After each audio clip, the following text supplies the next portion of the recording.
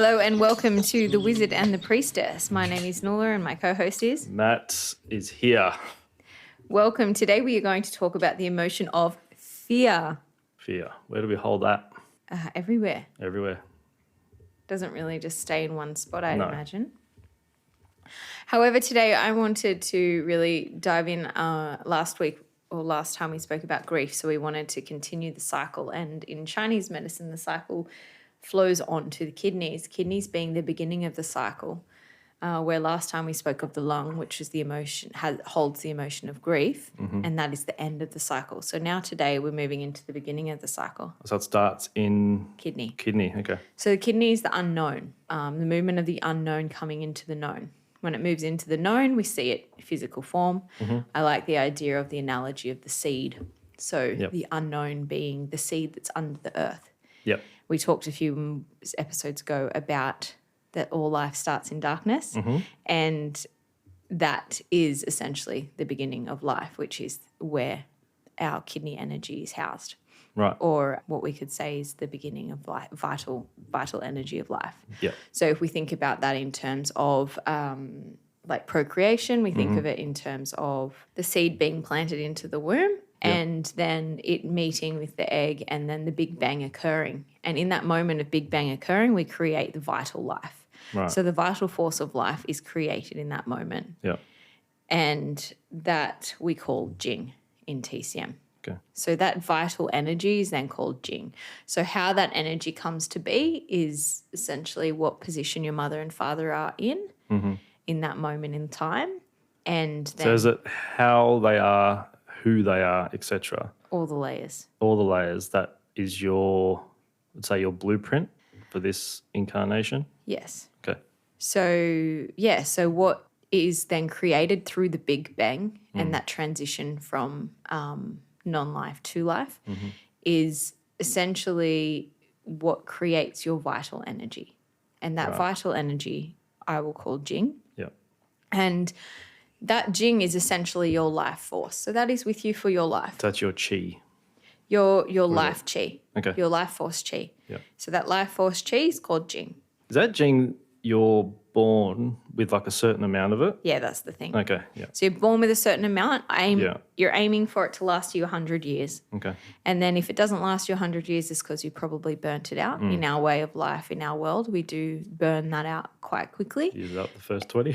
Yeah, I mean, probably first 35, I reckon Yeah. we'd probably hitting 50. Yeah. And then all of a sudden we die at 50 and we're like, oh my God, they were so well and healthy. Well, they were maybe well and healthy from the perspective of what we see is normal. Okay. But actually we're just burning things away. Yeah. And so one of the big emotions that I find quite commonly is like a bit of a sinister emotion because it sort of sits underneath a lot of emotion. Fear is one of those ones that you don't really pinpoint it straight away. It's not like, oh, yeah, I'm really afraid. That can be the case when things are happening. Yeah. But and ideally it's there. It's a really great functioning human emotion. Well, it's there to keep you alive. Totally. Just like grief is, it's a way of release and letting go. It's all there for letting go and acceptance of what was and what is. And then the same with fear. But the way that we see fear working and the functionality of fear is the way that you would consider perception of danger. Yep. So we want to be able to perceive danger. That is really important. We need to be able to run from a bear if a bear is coming for us. We need to be able to move out of the way if a car is coming. We need to be able to action and move quickly. And what ends up happening is we get stuck in that place. And instead of it being a functioning from that thing that is like, I'm afraid of something, I move from that, we are in this kind of cycle of fear. Yeah, And just perpetual. Yeah, and that then in our world, when it's overdone, we become immobilized. And when it comes to fear, we can move into all like fight, flight, or freeze. But a lot of the time we end up being immobilized by fear. We're incapable of actually actioning anything. The other way that fear can go when it's sort of underactive and we don't actually have enough. So the example that I've been told, and I actually have an example of this of a friend of mine who told me this, and I'm going to tell his story, but he was in South America and he was slightly inebriated and he was really wanting this taco. And they're like, sorry, man, we don't have cash. Like, we only take cash. And he's like, oh, where's your closest ATM? And they're like, oh, it's just down out in is like a little town away. These guys can take you to it. He's like, yeah, sweet. So he gets in the car with these two guys, slightly inebriated, but no question. He gets in the car, ends up taking, they're like, okay, yeah, so you'll need to take $400 out. And he's like, oh, okay. And he just takes his money out and he gets back and he's like, okay, my taco. And the guys are like, Are you okay? He's like, yeah. He's, oh yeah, I just had to pay them some money. And I don't think at the time he realized how much that money was because obviously I think it might have been pesos or something, but obviously in his state. But that is an indicator of an underactive perception of danger. Yeah. Where he's just like been robbed and had no idea. He's aloof to the idea of the fact that there was any danger going on. I admire his desire for the taco. Well, I mean, I understand that desire, but so in that moment it was a bit of a... that is when it's underactive. Yeah, so your alarm system's essentially turned off. Totally. Yeah. And then when the alarm system turns, it's on to the point where it's like someone's pressing it constantly. Well, that's when we can probably go into that next aspect. But before I get there, reminding of like the perception of danger is a big aspect of fear, and that is essentially what we need. So we need to be able to perceive danger well so that we can then function from that place, so that we can allow newness to come through and we can allow new life and new experience and all of those things to happen, because we can go, okay, I can perceive what this could be and I'm okay. I'm going to move through it. I'm going to walk through that fire. And a lot of the time in our world, it is so scary out there. We are so afraid of doing wrong, of feeling like poorly perceived, of being seen to be not who we are. Well, it's these days we're scared of offending everyone. Oh, that too. And being cancelled and all that kind of crap. Mm-hmm. That's modern day underlying fear. In TCM, where does fear come from? Like, how does it come about? Being? Yeah. Well, I would say that we have this idea of the perception of danger being the functionality of the kidney energy. Kidney energy encompassing the whole renal area, well, including what I would say includes not only the kidneys, but includes the adrenals, includes the uterus and the ovaries. What about the ureters? Yeah, that's included too. All right. Making sure. So we throw it like it's all in there. All inclusive. All inclusive. Yep. Obviously. What about the bladder? Is that? Yeah, so the bladder is the yang organ where the kidney is the yin organ. Right, okay. So we have the yin and yang of the whole element, and that element is the water. Right. So the water element is the start of this the I was going to say the season, but the water element is the start of the cycle. Yep. Which brings life in from the unknown to the known. Okay, and so one of the things of that perception of danger in that whole area is to understand that it holds our courage and our willpower. Yeah. So we can tap into this sort of energy. And so where fear sort of begins is where that energy of courage and willpower is stagnated. Isn't actually flowing and moving forth. So both polarities are always there. They can be, I mean, the yin and the yang of everything is always available, but it is how I would say fear comes about is one aspect could be that there's disharmony in the kidney or the water element, and that disharmony then interacts or interplays with our courage and our willpower. Is that disharmony on any level, physical, mental, emotional, structural? Yep. Yeah, okay.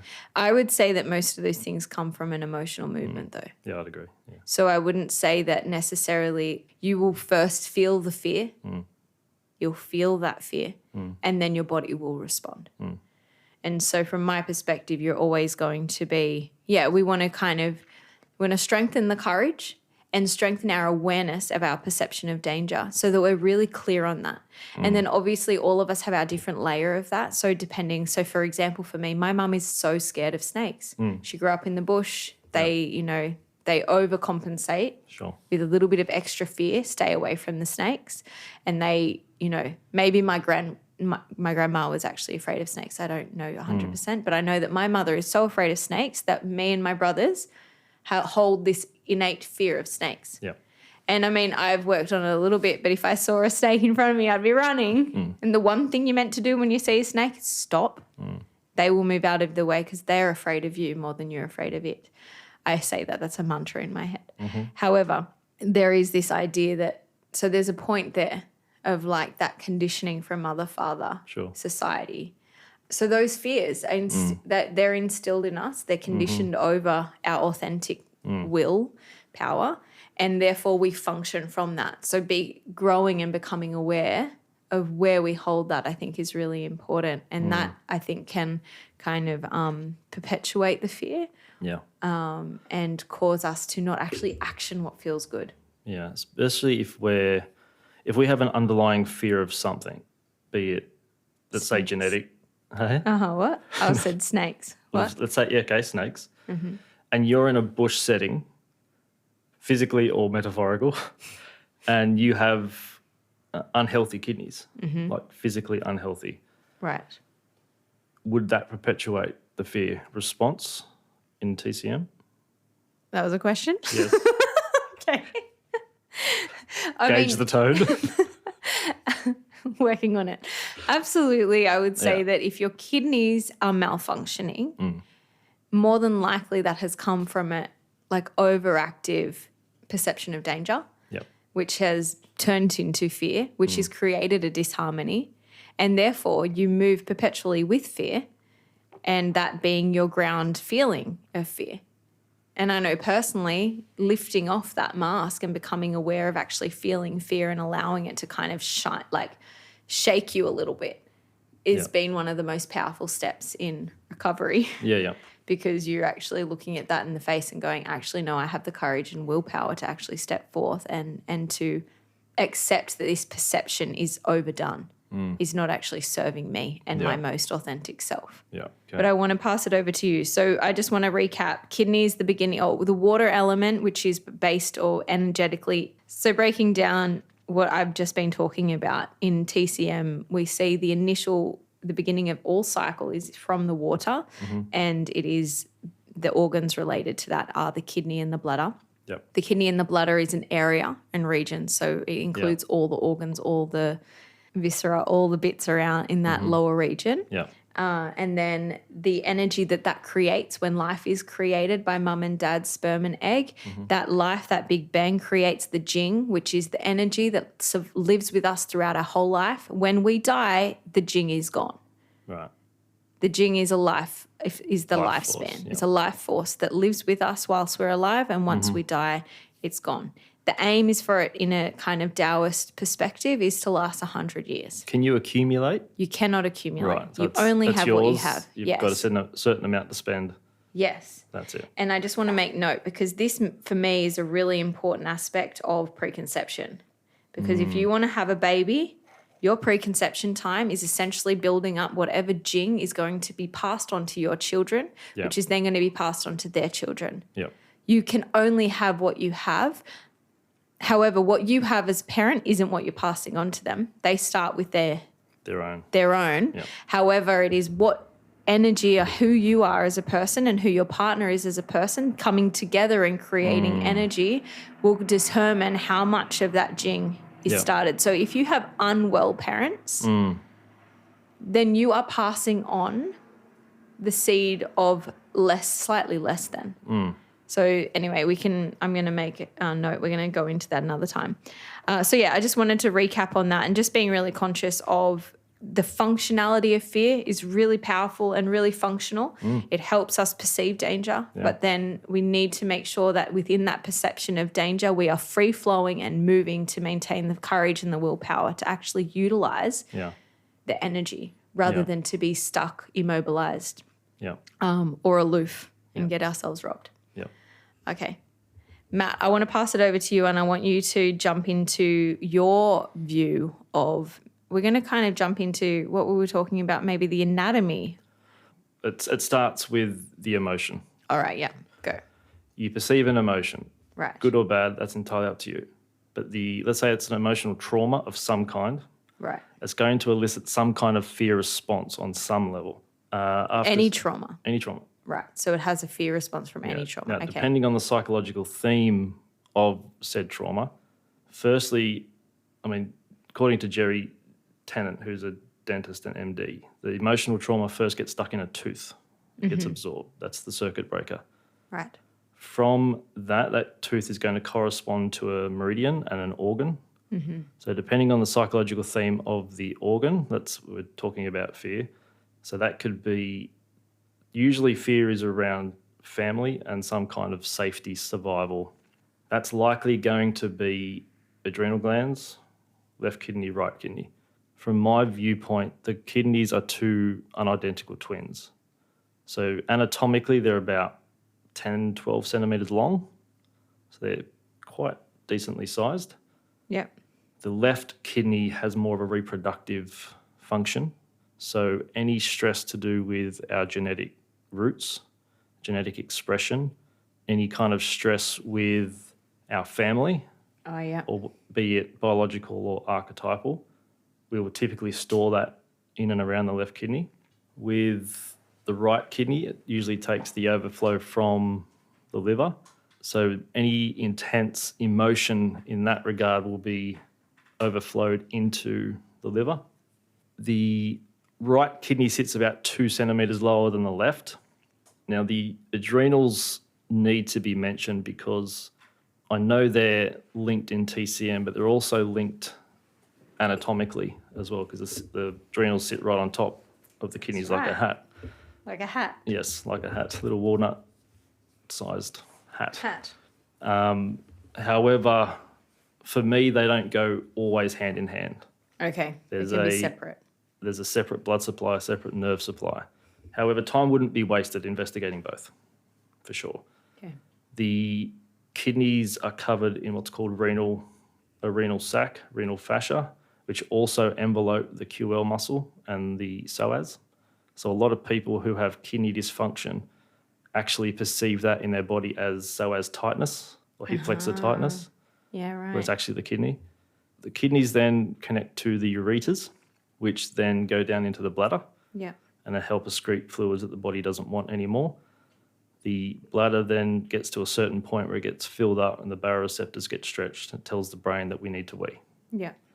The ureters have a natural narrowing about halfway down, say from around about just above the line of the belly button to the pubic bone.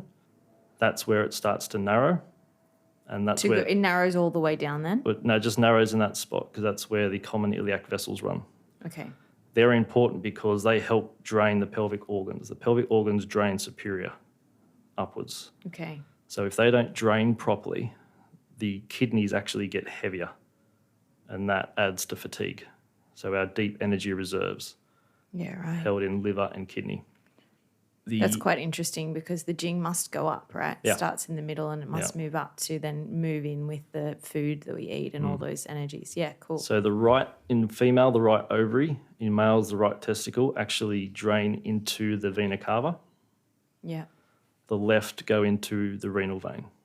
Okay. So from a visceral viewpoint, people with extreme exhaustion will have tension in the renal vein. Okay. So then those organs can't drain properly, so they become physically heavier. And how will that be seen physically? Because no one's going to be like, oh, my renal vein is a little bit. Very few people will have that awareness. I haven't had anyone come in, yep, my left renal vein needs some TLC. Releasing. So how it usually looks is typically it would be lower back pain. Yeah, right. First and foremost. Then it can be sore knees. It's usually unilateral. So if it's a left kidney, it's a left knee. Right kidney, right knee. And what if it's both knees? Well, then there's something else involved. Right. So it can't just be one or the other. It has. If it's one or the other, then we can kind of go to kidney. But if then it's we both, know something is talking to the kidneys as well. all right. Usually kidney, if it's more isolated towards the kidney or the renal fascia or that area, then you'll get first rib issues on the same side. It'll pull down. So if my right kidney is under tension or under stress, Yeah. my right shoulder will drop towards my hip. And we're looking more at that. What was the right kidney? It was more that metabolic. Yeah, metabolic function. So there could be a metabolic thing going on. There could be overflow from the liver. There could be something because the right kidney articulates with the duodenum, Yep. the colon, the liver. Okay. So it's not just one thing. All right. It's always interlinked. Yeah. So there's always something else involved, usually. Okay. So when we come back to fear and the emotion of fear, Yeah. would you tend to see that with lower back pain? Would you see fear? Sometimes, yeah, absolutely. Yeah. Because it's really interesting that you say lower back pain and knees. In Chinese medicine, they are the correlation to the kidney organ. Yeah, okay. Yeah. So we definitely, like, if there's lower back pain, I've come to, through practice, connected that quite a lot to adrenal because of the way that someone will present. Yeah, yeah. However, listening to you now, I think I might need just be a little bit more cautious of that. But you usually see someone with extreme fatigue or, not necessarily tired, but they're extremely overwhelmed. Yeah. Or they're extremely fearful. Yeah. They actually have you can really see that dysfunction happening for them. Well, if you take all the human emotions and bring them down to two, like the core of what we perceive and act emotionally from, it's usually fear and or love. Yeah. And most of the time we're living in a state of fear on some level. Yeah. So, how many patients have come to you and said, oh, I have to go to work today? They're not doing that out of love. No. They're doing it because they perceive they're going to work out of the fear because they feel they have to. Yeah, absolutely. So that's not really, that's a chat for another day. All right, we want to write that down.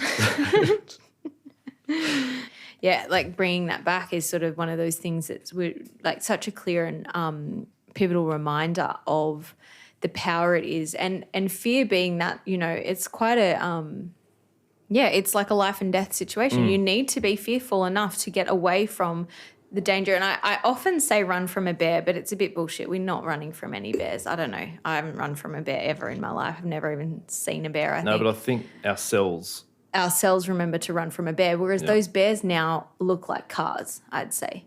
Well, the bear looks like the bank account. The bear looks like yeah, it can look like a bank account. a relationship. The Totally. bear can be anything that. Yeah, but that's really good, actually. Thanks for doing that, because I was just thinking of cars. I thought, I don't know that I've never been run down by a car. Shit.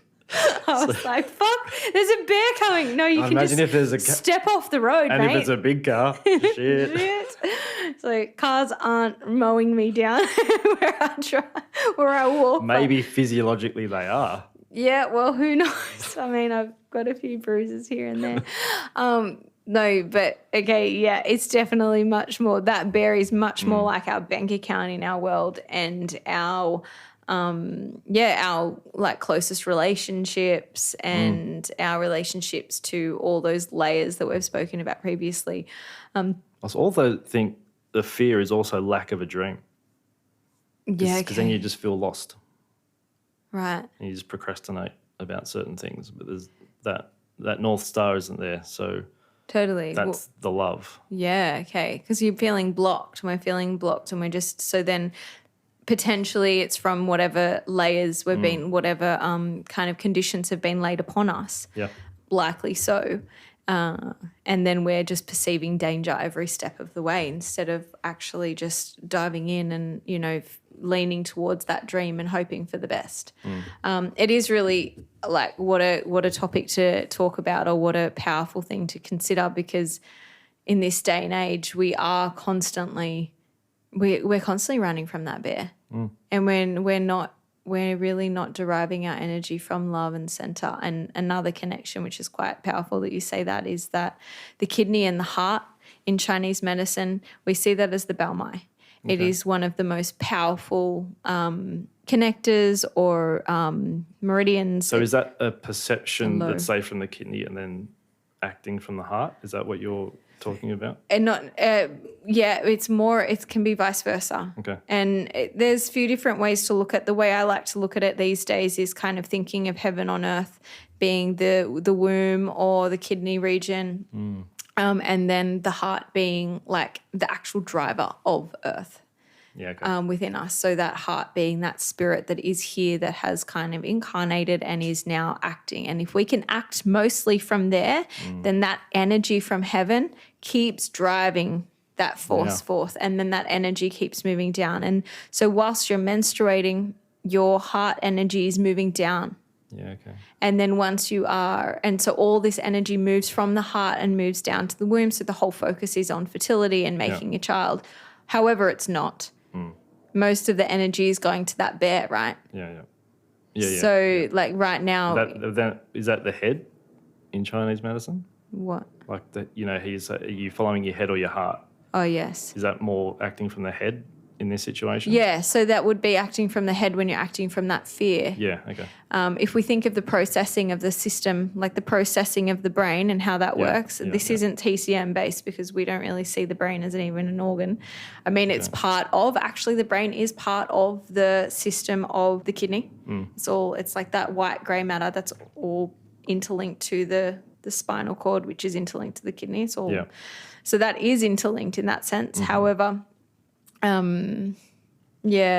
I was going to say something else, but anyway, just bringing it back to that heart, that channel, that energy channel between the heart and the womb. And when you're menstruating, that being obviously should be our focused and finite focus is on making children. If that is something, but that is the kind of the action whilst you're menstruating, and then which isn't, like I was saying, it isn't the prime focus these days, and so which is totally okay. However, we've got to really clue in and connect into: am I just functioning out of fear to ensure that the bear my bank account?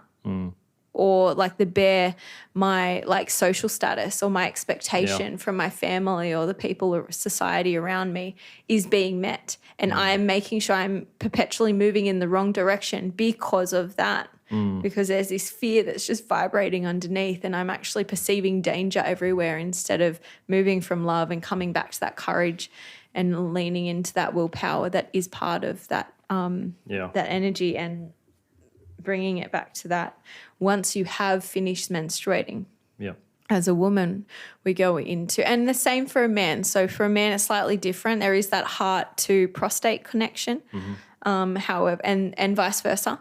However, once a man goes through andropause, I think it's called, and a woman goes through menopause, that movement now no longer leaves the heart. So the idea is that the kidney energy now comes up to the center. Right. And so you become the wise man or the wise woman, and that is the process, and that is what you should. Fertility is finished now. We're done with that, and now we move forward. Now we move into becoming the new chapter. And most of the time, because we haven't really listened to the heart, we haven't flowed with that connecting channel, we haven't moved in that way, we've literally been in perpetual danger. These bears running at us in all directions. That we finally get to that point and we're screwed. We're exhausted. Women go through extreme change, and the only thing they can think of is, I need my hormones. Actually, which is another topic that we wanted to touch on. It's sort of, it's something to be really considerate of, how you live your life and how you live your day-to-day as a man or your month-to-month as a woman is your report card for everything. And then when we get to andropause and menopause, here's your bloody report card. Welcome to how you spent your life. That's like a major exam, isn't it? Absolutely. And I mean, and you can only have done what you did through your life.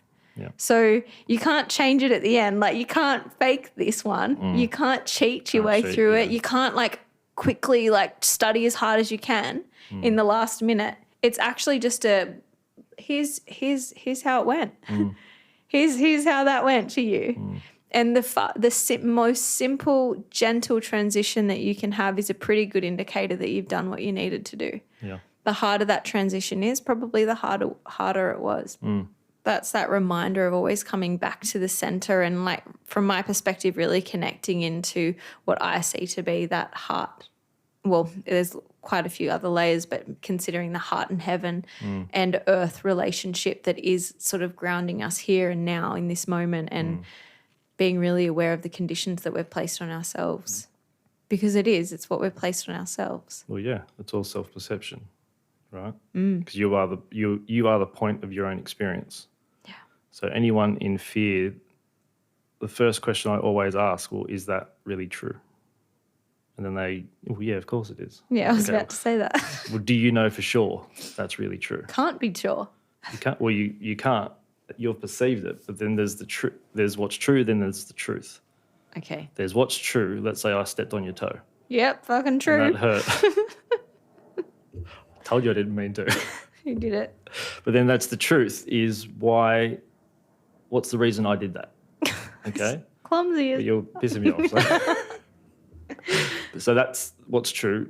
Now That's I funny, could step on your foot, and you'll take that really personal, right? Most people are going to take that really, really personally. I mean, if you deliberately stepped on my foot, I think I would take it really personally. That's like being run down by a car. But then, did I trip?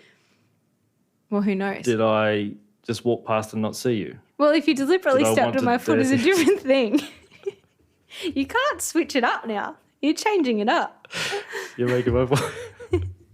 Yeah, right. So the point being that you don't know that Point that's for that. this one, I need to step on it harder. Well, we don't So- condone this sort of behaviour in the workplace. So, for Just noting. example, if you are in a state of fear, you're going to take things personally, right? That's going to put you further into fear. Mm-hmm. Now, if you don't have the North Star, then your imagination becomes unguided. Right. So everything, then you have then set yourself up to take everything personally. Yes. Now, everything you take personally, you perceive as an attack. Yes. That's going to activate what Carolyn Myss and Carl Jung would call survival archetypes. So you're going to perceive and then project, let's say, as a victim mentality. Mm-hmm. So then you are victimized by the world. Yes. And that's just how you Rotate. exist, really. And a lot of people live their lives that way. However, a lot of people think we perceive things through the brain, which isn't really true. There is zero evidence in any literature saying that consciousness or thoughts come from the brain. The brain is merely, quote unquote, a processing plant. It narrows down our reality into bite-sized chunks. So the default mode network in the brain, which is what we call the ego, has something to grasp and make sense of. Mm-hmm. And embryologically, our skin grows out of our brain tissue. So our skin's actually part of our brain. Right. So we perceive danger, perceive fear through our skin as well. That's why when we're in a particular environment or a particular place, our hairs stand up. Yeah. That's our alarm system. Mm-hmm. It takes a healthy, functioning body to do that. Yeah. Now, as well as perceiving things from the head, the longest journey anyone can ever make is from the head to the heart. Oh, yeah. So I think while we can say, yeah, live from your heart, it's also one of the hardest things you can do, especially in our culture, because Right. you're seen as a hippie or a alternate or a wizard or a priestess. Or Fucking you. so Yeah. I would say it takes spiritual balls/ovaries to live from your heart. Yeah. But again, if that North Star is strong enough, then that should be your guiding factor, and that should be from the heart, and that will also make it sustainable. Where a lot of people will burn themselves out just living from the head. They're trying to intellectualize everything. Yeah, which is really interesting because that would be how I would personally perceive that in clinic would be from the kidney. Yeah, okay.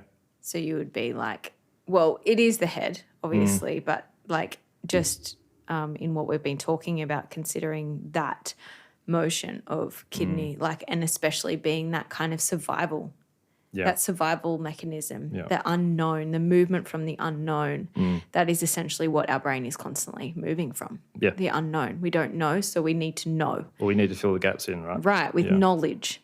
So we need to have that knowing. Oh, we don't know, we need to know. And so we're constantly moving from that place. And I mean, in many ways. I've got a curveball for you, though. Oh, no. Okay, hang on. Let me hold my place. Right, I'm ready. So we need to fill in the gaps, right?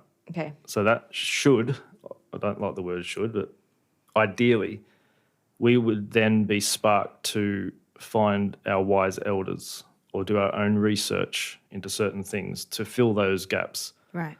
Maybe do the research, then talk to someone who's been through that or experiencing that or whatever that looks like. Yeah. Now, if you don't have the capacity to do that, you're going to rely on someone else's word without your own experience, which is potentially going to put you further into fear. Potentially. Because you're getting told what to do. And that may or may not work for you. Let's say it doesn't, but you were told to do something and the child is now activated within you. So then you're perpetually in a childish mindset of being told what to do, because all kids want approval from mummy and daddy, right? So what would you do in that situation in clinic? It's the light question. One more time. Well, we have to fill in the gaps. Ideally. We have to fill in the gaps. Right. Yep. So what's the best way to fill the gaps in? Putty. Nice. I've actually got some more filler in the other room. Cool. Putty. There's the answer. Awesome. Next week on Nuala's World. Mate, you took me on a wild ride down I don't know where. Okay, so I'm just trying to think of, so it's sort of like we will then... But that's the condition of most people, unconsciously. Yeah, so we're just sort of constantly trying to seek the approval of mum and dad. And we're also looking for that quick fix. Yes, through a quick knowledge, through quick information. But it must also be, and I guess this would be, I think we'll close off this, or we have a few more things to touch on. I'm not going to go into it. Let's come back, bringing that back to, now we did touch on earlier the pathophysiology of anatomy, and you talking about the right side being more the metabolic aspect, right kidney being the more metabolic, which we would talk more that yang side, and then that left side being more the reproductive yin side.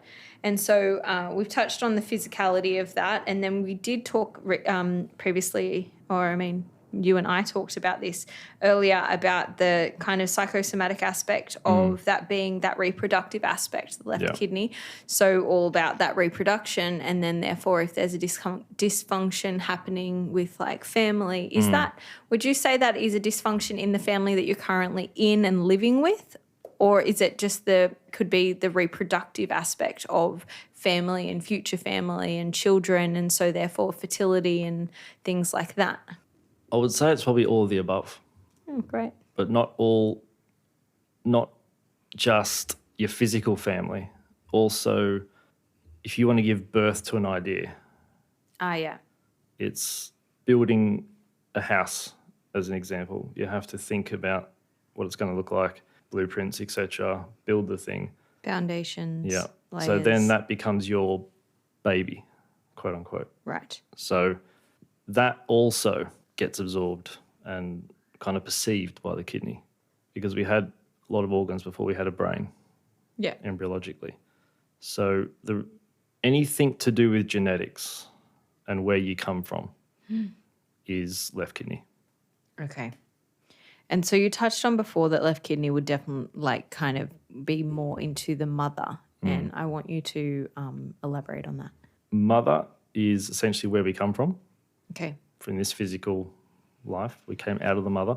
From our unconscious ideologies of where we come from, i.e. source, God, whatever word you want to use for that. A couple of 100 years ago, that God was considered female, because God gave birth to the universe. Only a woman can give birth. Since the patriarchy came in, now he's a he, right? So we correlate all these things unconsciously to the mother. But it's not only our physical mother. It is anything archetypally related to the mother. Right. And a lot of people didn't have great relationships with their mother. So, for example, actually, I don't think I've ever told you this. When I was doing visceral manipulation, I think it was level 2 or 3, when we were learning about the kidney, we were learning about the mother and this and that. As you know, I lost my mum very early. As I was getting worked on, because we learn the techniques, then we swap and do all that. Practice. As I was on the table getting treatment, the lady who I was partnering with that day, she had to call the teacher over and she couldn't find it. Kidney? Couldn't find my kidney. And he did his thing. He's like, oh, it's actually frozen. It's not moving. The left kidney didn't have motility. So it didn't have its own little energetic imprint or its dance. that it does. Mm-hmm. So he's like, oh, have you got some mother Big stuff mum stuff. going?" Oh, God, that's deep. Right? And I thought we were just doing visceral manipulation here. I told him what happened, and he's like, "Okay, yeah, that makes sense." Yeah, right. Yeah. So it had been frozen for potentially, I can't remember how old I was when I was doing the course, but 30 years, let's say. And it's fine now, but it's funny because when he did a treatment on me, just in that moment, I felt this rush of chi is the best way. I felt like charged Yeah, right. for potentially one of the first times in my life. Yeah, okay. So that event froze my left kidney. Yeah. And you won't know consciously that it's frozen. I had no idea. No. But over time, you just feel that little bit less energetic. Yeah, just the that vibrancy is sort it's of just not quite there. It's like haven't been plugged in properly. And I didn't know any different. But then when he did that, now I do it myself all the time. And I've noticed that with patients, anyone who's had a similar experience, mum or dad, it freezes the organ. Right. Because it's too much for that system to handle in that time, so it just freezes. Just like when some people get really stressed, they faint. Yeah. Because their brain's just like, nah, Done. chill, too much. So, yeah. Yeah, really big, powerful stuff, and such an indicator. It feels like the way that you see the left kidney is sort of how I'd see the whole package more so. But it is really powerful to really understand how important, or how in that interplay between the physical, the emotional, like the functionality, like all of these things are interlinked. Well, they can't be separated. No, but we keep trying to separate them in our world. And I think that like the world, even in our allopathic medicine, the way that we look, the way that the doctor is looking, it's just like zooming right in at this one little tiny thing and then going, okay, so that's this. And it's like, but you're a whole human with so many layers. And I don't know, like new patients will come in, and one of the first things we dive into, especially because I work with quite a few women that are either preconception, pregnant, or prepping themselves for fertility in time. Yeah. And it's like there are so many layers to that, and there's so many, conditions that have been laid on top of this person. Sure. And I'm meeting them for a moment in time, and I'm like, well, what does that snapshot look like right now? Because it's right now that I'm getting you. And so, like, I even know for myself this, I'm constantly doing reflection, and especially through my Prepuary and now into February, like I'm sort of getting going for the year. And it's sort of that there is a lot in that it's like, if I don't do that reflection, I would never have understood, okay, like I remember 20-year-old me was reading the same stuff that 35-year-old me is doing. But 20-year-old me, I remember I read this thing the other day when I was looking back through some notes, and it said something like, all your emotion is yours. Yeah. And everything that is your own perception of those emotions. And I remember reading it at the time going, oh, yeah, that's really cool. My partner tells me that all the time. No comment. I'm like, you're making me angry. No, I'm not making you angry. You're making yourself angry. Are you listening to said partner? I mean, of course. Actually, we don't have that anymore. That was last year's experience. Right. We're definitely well beyond that now, but it is quite a thing because I think of back through the years where he would go through these like enlightened states, and he would be like expressing that to me. Yep. And then I'd be like, yeah, my response was always like, no, it was you. It's absolutely you. And then I looked back at this journal from like 20-year-old me, who'd obviously someone had mentioned that to me, and I'd written it down, and then I journaled about it. But it was like, I'm like, how could I have ever forgotten that? But this is my point, is when someone comes into the clinic who hasn't touched on any of these layers, who hasn't dived deep into anything, and is like, bruh, this is my thing. This is my, and I'm hearing it. This is my condition from my dad. This is my condition from my mum. This is what society put pressures I've taken on as my own. And this is the ideology of the world that I've taken on as my own. And then you kind of hear all of those pieces, and then I put them into my own like kind of cyclical understanding. And then it's like, okay, well, where do we move from here? And a lot of the time when we look at fertility aspects, the kidneys do show up because that is one of the number one thing. And the other thing that really shows up is the heart. And then obviously there's aspects along the way, like all the other organs are interlinked because you are a whole human. You don't just get to have, I just have this one emotion, fear. And if I fix my fear, I'm sorted. Yeah. If I just get a little bit more courage and have that willpower to actually do the thing and accept life and bring it in and allow myself to grow and like accept the unknown as it is and just move forth with that, then, I'll be healed. Not really. But it is one of those really, really powerful starting points, right? And as I see it, the water is the starting point. So we are likely to have some form of fear in our life, and we are likely needed, like you've mentioned, to need to find the heart center in order for us to drive through and find the courage and find that willpower that's within every one of us. It's not that it doesn't exist. It's just overshadowed or been conditioned out of its authentic state. Yeah. So with that... Well, I've a question for you. Oh, a question. Yes, please. You look Please excited. do. Question away. So what are some tips for kidney people? Well, everyone's an everything person. So every person needs to sort of hear this. And I would say that if you are, one of the big things from my perspective is to essentially reconnect to your pillars of health. And if you can connect to your pillars of health that remind you to go to eat with the sun when the sun's up, to wake with the sun, to sleep after the sun's gone down, to really utilize and nourish that yin aspect of our bodies that isn't going all the time, that is calm, is soft, and is in deep introspection and allowing those things to come through us rather than actively seeking more information that we're giving you and want you to listen to.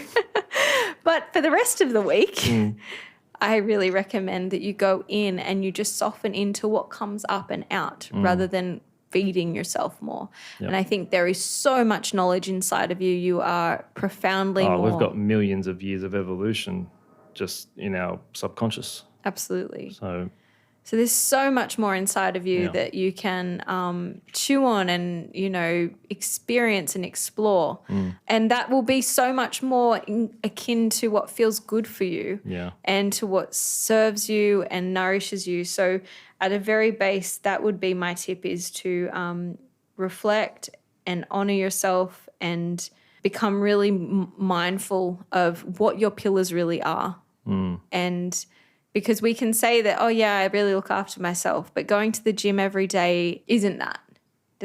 It's also the other layers of that. And I would say that really the more introspection we can do in our world, the softer we can become, just in moments. We don't have to do it all the time. We need to obviously utilize the yang and the fire within our bodies as well. But if we can do that momentarily, your kidneys are going to forever repay you and be a bit more mindful. If you don't want to have children, I don't think it's that necessary. It's just more about making sure that your cycle is functioning as a woman, and for a man that you're functioning as a man.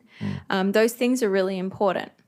If you're not watching this video, I just did a big arm up, so that's the functionality of the man. Oh, that's the man, is it? That's the man. Okay. But that's the functioning of a man, is ensuring that you are able to get an erection, you are able to function in that way, is really important aspect of being manly.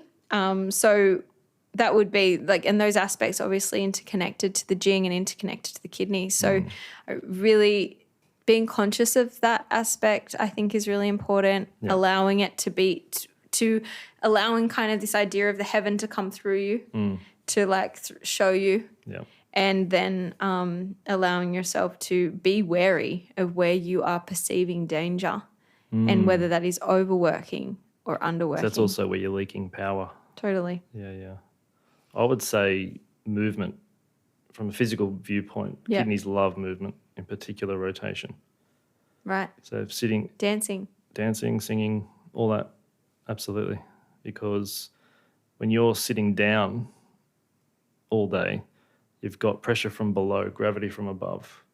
You can actually decrease not only the motility of the kidneys, but also all the pelvic organs that those kidneys are connected to. Yeah.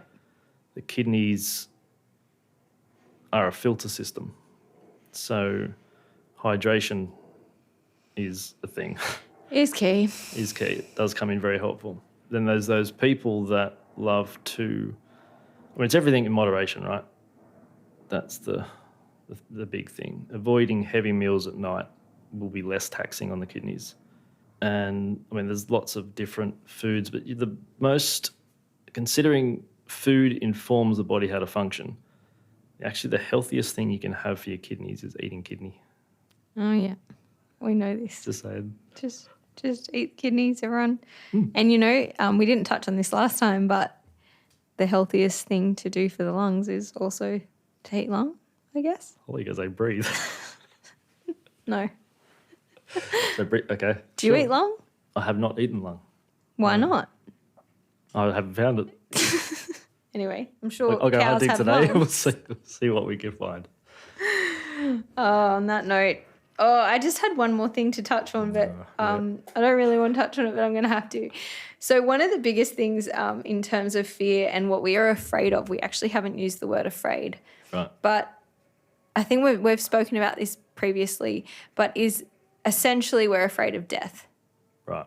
Everything sort of stems from that. And being in service to women through their birth, often when I find a woman getting stuck in something, my big question to them is, what are you afraid of? Is there a fear coming through? And I remember I said this to a patient or a client of mine and her partner, and he was like, whoa, you cannot ask that question. And I was like, what? Of course I'm going to ask that question. He's like, that is really confronting. That's a really confronting question to ask someone in any state, given the moment. But also he was like, wow, I would not know how to respond to that. It would take me a lot of kind of conscious thinking. Yeah. And I was like, oh, okay, yeah, interesting. If someone asked me what I was afraid of, I'd just come up with what I was afraid of. Like I'd just feel into the moment and I'd be, Snakes. Simple. But yeah, that the point of that is that we're commonly afraid of death, and especially in birth.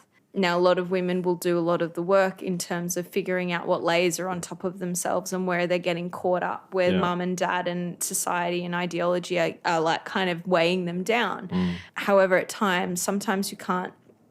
It's like, I'm holding that. And I've spoken post-birth with a few patients or clients that didn't quite have the outcome or experience that they were hoping for. And in birth, it's very hard to articulate. So essentially me asking these questions, I'm sort of not expecting a response. I'm more wanting them to, like, if they're stuck in there, I want them to get out of there. And maybe bringing them to their brain isn't the best of ideas, right? But if you are stuck in fear and perpetuating disharmony in that spot, sometimes allowing the brain to, like, that's stuck in this place of like, just this, like, I'm stuck here, and then allowing, like, kind of supporting them to, it's that. And getting that out, and then allowing that disharmony to move on, and then knowing that actually you are really safe. You're safe here in this space, and whatever that fear is not real right now. Because there is no bear. Yeah, and a lot of people will mistake that fear of death as actually a rite of passage. It's the death of their child self, and they're essentially being reborn into a newer version of themselves. That's what the rite of passage is all about. Absolutely. It's, the child becoming the adult. Really cool. It was much deeper than I was expecting it to be today. But once again, thank you for listening. And if you are stuck in perpetual fear, ask, is that really true? And do you know for sure that's really true? Because a lot of these fears are unconscious. And if they are coming from an ideology, then investigate in your own way where that ideology, where that belief, where that thought comes from. I guarantee you've picked it up along the way somewhere. And take a deep breath and let it out. We enjoyed being here today. Hope you did too. And we will see you next time. See you guys. Thank you. Peace.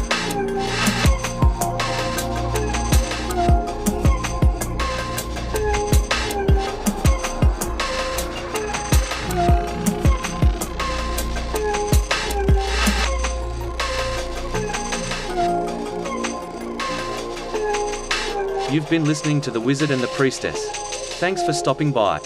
Stay connected and be open.